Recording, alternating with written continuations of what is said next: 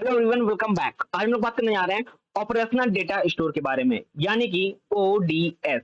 देखिए, operation data store समझने के लिए आपको 5 चीजें समझना जरूरी होगी। पहली क्या होती है कि ओडीएस सब्जेक्ट ओरिएंटेड है। अब सब्जेक्ट ओरिएंटेड मतलब क्या होता है कि वो ऑर्गेनाइजेशन जिसके अराउंड सिग्निफिकेंट इंफॉर्मेशन मूव करती रहती है, जैसे कि मूव करती रहती है, या कह लीजिए अराउंड, या तो कह लीजिए रिलेटेड। ठीक, यानी कि अगर एग्जांपल की बात करें, अगर यूनिवर्सिटी ले लेते हैं, ठीक, यूनिवर्सिटी में सब्जेक्ट क्या हो सकता है? ये सब्जेक्ट स्टूडेंट भी हो सकता है, यूनिवर्सिटी के लिए सब्जेक्ट लेक्चर भी हो सकता है, लेक्चर और कोर्स भी हो सकते हैं।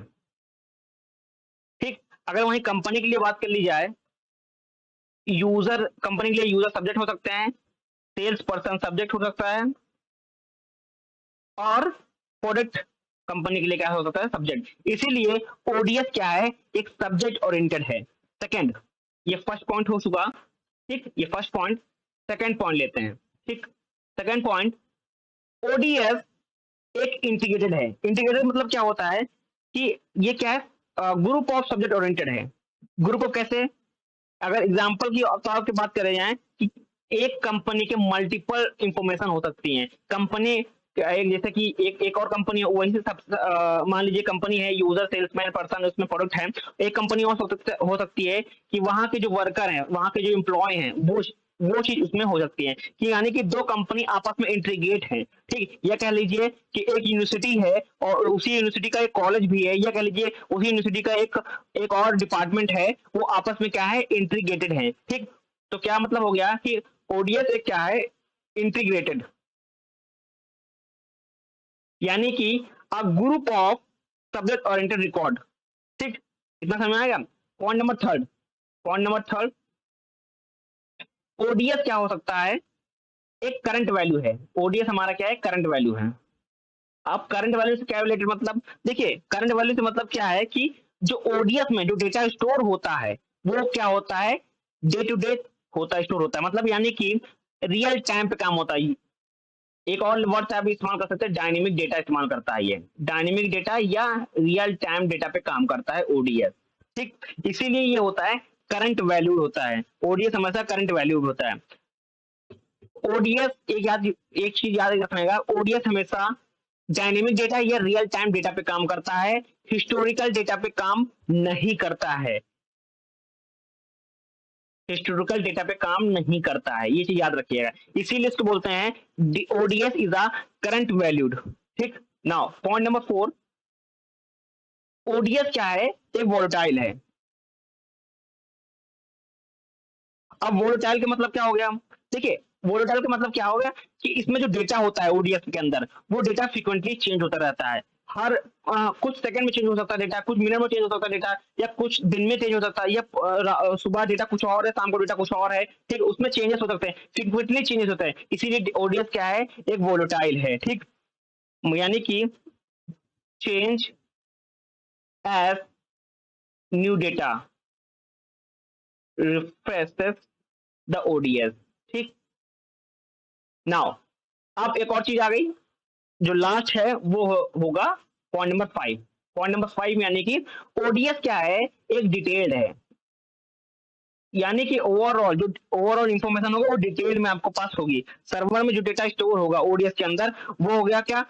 जो सारी, मतलब क्या कर ले, कह सकते हैं आप कि डिटेल्ड इंफॉर्मेशन यहाँ पे स्टोर होगी। ठीक, उसकी ओल्ड इंफॉर्मेशन भी स्टोर होगी, उस कंपनी की, मान लीजिए कंपनी है, कंपनी अभी तक वो चल रही है, तो उसकी ओल्ड इंफॉर्मेशन होगी, जब फर्स्ट टाइम कंपनी जब बनी थी या स्टेब्लिश हुई थी, वो भी इंफॉर्मेशन होगी उसके पास, और उसके पास न्यू इंफॉर्मेशन भी होगी। तो ये कह लीजिए आप उस चीज के बारे में डिटेल्ड इंफॉर्मेशन होती है ओडीएस के बारे में। ठीक, नाउ अब ओडीएस की इंफॉर्मेशन आप जान सकते हैं। 5 पार्ट आपने जान लिए कि ओडीएस क्या है? सब्जेक्ट ओरिएंटेड है। ओडीएस क्या है? इंटीग्रेटेड है। ओडीएस क्या है? करंट वैल्यूड है। ओडीएस क्या है? वोलेटाइल है। ओडीएस क्या है? डिटेल है।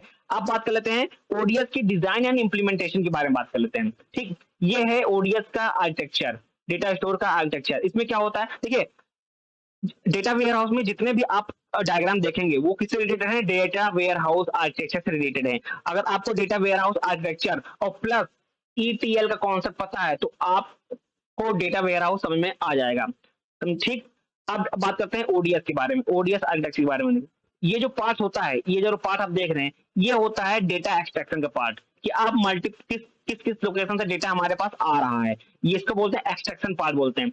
जो ये पार्ट हो गया यहाँ पे, ये जो हो गया यहाँ पे दो चीजें लगती हैं, क्या होता है, पहले ट्रांसफॉर्मेशन, यानी कि डेटा जब मल्टीपल लोकेशन से आ रहा है, ओरेकल से आ रहा है, आईएमएस से आ रहा है, सैप से आ रहा है, सीआईएससी से आ रहा है, फ्लैट फाइल से आ रहा है, जब डेटा जब आ रहा है मल्टीपल लोकेशन से आ रहा है, उसको एक टेम्पररी लोकेशन पे स्टोर करते हैं। टेम्परेरी लोकेशन पे स्टोर करने के बाद वहां पे क्या लगता है, ट्रांसफॉर्मेशन लगता है। क्या आपको दिख रहा होगा, यहाँ पे लिखा होगा फर्स्ट स्टेप ये हो गया, सेकंड स्टेप ये हो गया, अब ट्रांसफॉर्मेशन का स्टेप है। ट्रांसफॉर्मेशन में आप याद रखिएगा, ट्रांसफॉर्मेशन में क्या होता है, पहले चीज तो सॉर्टिंग होती है, ठीक, डेटा की सॉर्टिंग होती है। सेकंड होता है फिल्टरिंग होती है, डेटा को फिल्टर किया जाता है। मिसिंग जो मिस वैल्यू होगी डेटा की वो देखा जाता है, डुप्लीकेट वैल्यू को रिमूव किया जाता है।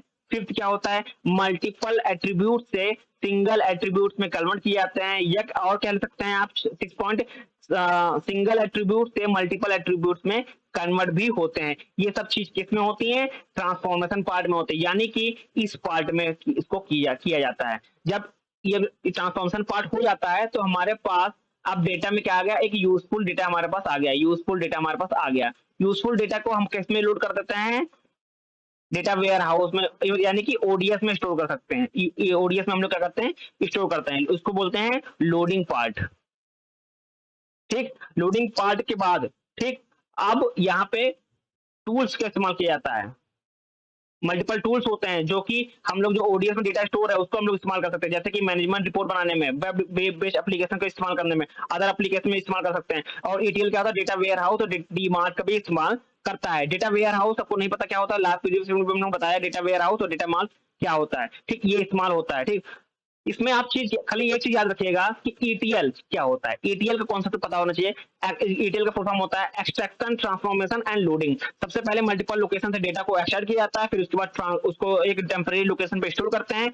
उसके बाद उस टेम्परेरी लोकेशन में हम लोग क्या करते हैं, ट्रांसफॉर्मेशन करते हैं, ये वाला पार्ट करते हैं, ये सारा पार्ट हम लोग ट्रांसफॉर्मेशन में करते हैं। उसके बाद जब उसमें यूजफुल डेटा निकल जाता है उसको हम लोग नोट कर देते हैं किसमें, ओडीएस की में। और ओडीएस के अंदर जो भी डेटा यूजफुल डेटा स्टोर होता है उसको हम लोग इस्तेमाल करते हैं मैनेजमेंट रिपोर्ट बनाने में, एप्लीकेशन में करने में, अदर एप्लीकेशन को डिजाइन करने में, और डेटा वेयर हाउस में सेव करने के लिए, डी मार्ट करने में। ठीक, ये हो गया ओडीएस का आर्किटेक्चर। Thank you everyone.